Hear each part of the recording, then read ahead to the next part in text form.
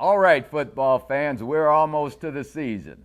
We've done a lot of changes with the New York Jets in this offseason, and thinking about where they've come from with Rex Ryan as our new coach last season, putting in a new defensive scheme. We should be better in that field of defense because our players now know what they're supposed to be doing. They're more familiar with it.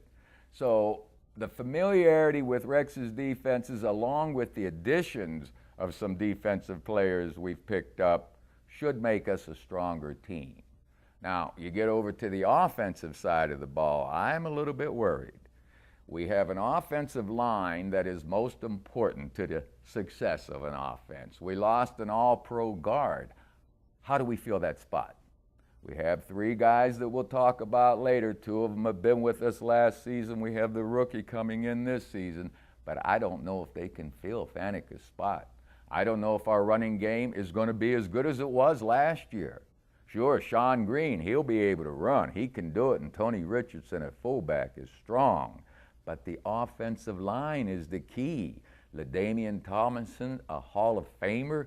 Yeah, he's going to be a Hall of Famer, but we still need those horses up front blocking. Mark Sanchez, going into his second year. He should be sharper. He can't wait to get going.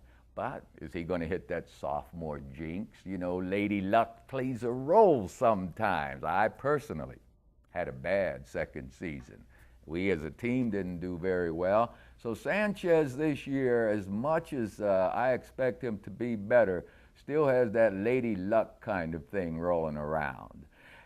I talk about this coming season, but I can't help reflecting on last season and what our Jets did.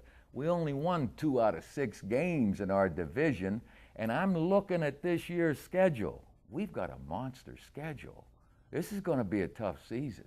Our guys have got to improve, and I can't wait to see them get out there for real come July. See you later, folks.